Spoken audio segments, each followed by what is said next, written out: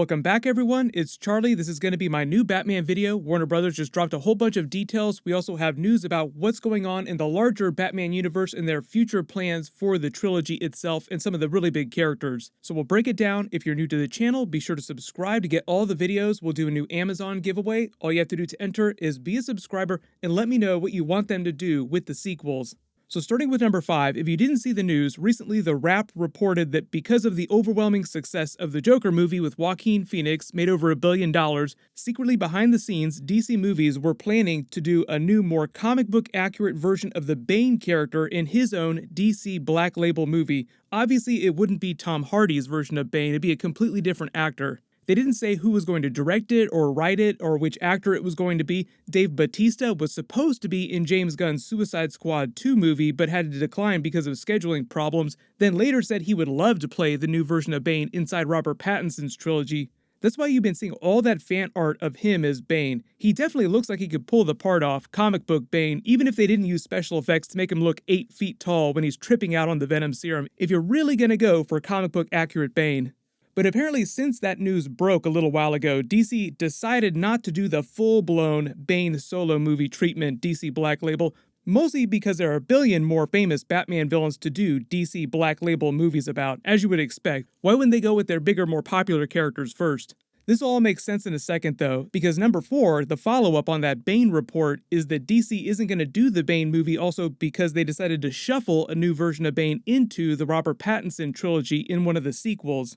But just to be clear, Bane is not in the new Batman movie that's coming out next year. Neither is the Joker character. And even though the Joker movie made over $1 billion and changed the way you think about the Joker character, you'd think DC's first thought would be to cross him over with the Batman trilogy. The director of the Joker movie, Todd Phillips, was asked about this throughout last year during the Joker press tour, and his answer was always that he made the Joker movie with the specific intent that it was its own thing off in its own universe, and that was part of the reason why Warner Brothers let him do it rated R. Robert Pattinson was just cast as Batman. I know this is a totally different movie, but do you see those two worlds merging together anytime soon? No. Thank you. Definitely not. And even though the Joker ending scene has a clear Batman origin moment from the comics, if you're taking Todd Phillips at his word, when they were filming this, he wasn't thinking to himself, this is Robert Pattinson's Batman being born right here in this moment. If you really start to pick it apart too, there are some age difference issues between Joaquin Phoenix's Joker and Robert Pattinson's Batman. The Joker should usually only be no more than 10 to 15 years older than Batman, and Joaquin Phoenix is in his 50s. Even with de-aging technology, the Joker movie was supposed to take place in the early 80s, so it's just too much of a stretch. And I'm not on board with the theory that his Joker inspired the real comic book Joker that you see fighting Batman in all the Batman comics. I still think that he is meant to be the Joker. So number 3, right now, Matt Reeves has said that he doesn't introduce a new version of the Joker during the first Batman movie, but they will do him at some point during the sequels. He will come up. He's just too big of a character to completely swerve on during this new trilogy. Most likely with another actor, and most likely after any potential Joker sequel movie. Todd Phillips and Joaquin Phoenix's most recent statements about doing a Joker sequel are more along the lines of, we're not in any rush to do it, but maybe we'll do it someday. Which means if it does happen, it's probably going to be bare minimum 4 years before we see it, probably longer. The more interesting thing though within Warner Brothers is their interest in replicating the success of the Joker with other solo movies for Batman villains, the big Batman villains. So number 2, there was also a recent report that Warner Brothers intended to use Robert Pattinson's new Batman trilogy to set up potential spin-offs for the bigger villain characters, and there are some recent actor comments that corroborate this. In the first new Batman movie next year, we know we're getting the Penguin, the Riddler, Catwoman, and Carmine Falcone. It should go without saying, even if you stan Carmine Falcone as a character, they're probably not going to give him a solo movie. But Colin Farrell, who's playing the Penguin, recently said that he doesn't have much to do in this first new Batman movie, but he does get to have a lot of fun with his scenes. Can we say that you're playing the Penguin in the Batman movie? Yeah, he just did. I believe so, yeah. This is your second. You were Bullseye in the Daredevil movie, and I thought you were fantastic in that. Thank you, I really like that. And now you're playing. That's a small demographic. Thank you. This cat. No, I thought. I'm not being facetious. But the Penguin. It surprises me that you are the Penguin, because usually the Penguin is a short, fat person.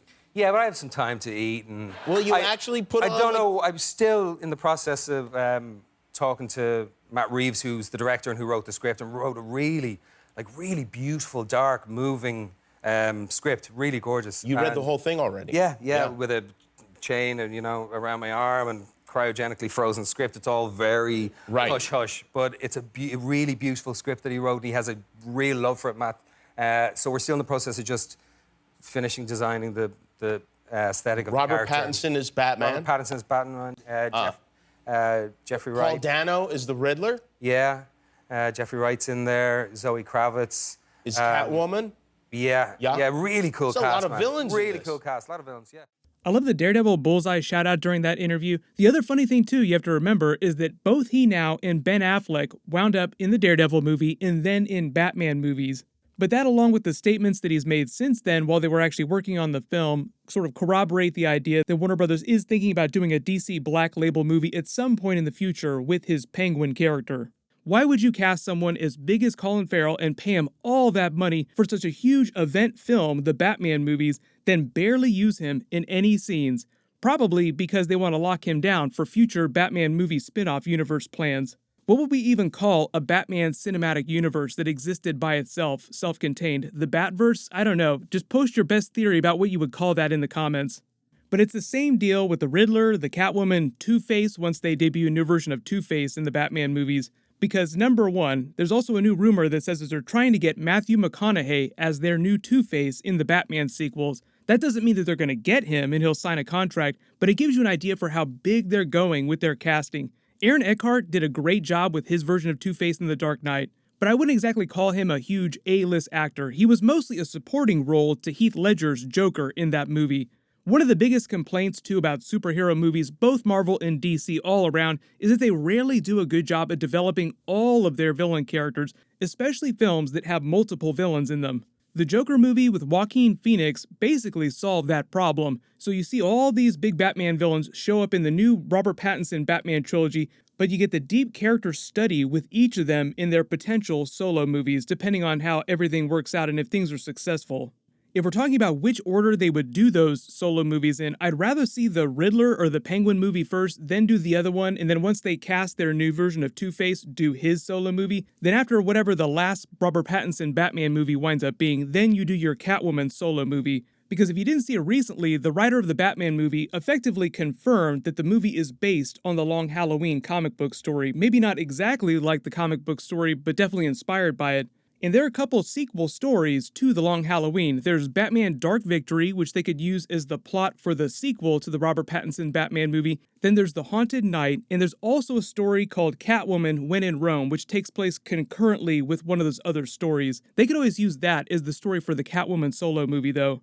But you get the idea. Warner Brothers seems like it's trying to construct a new cinematic universe through this new Batman trilogy, which I think is kind of funny. So just to be clear, Robert Pattinson's Batman isn't meant to be connected to Justice League or be a prequel to Ben Affleck's Batman. We do have the Flash movie coming up. They're doing a version of Flashpoint. If they want to use that to connect him to Justice League, if they really do want to bring everything together for Justice League 2 or whatever that sequel winds up being, they could always use a Flashpoint explanation, but I think we're so far away from a Justice League sequel that it doesn't really matter. Like, we have the Snyder Cut coming up, but that's not meant to be a sequel to the first Justice League. It's meant to replace the original Justice League movie.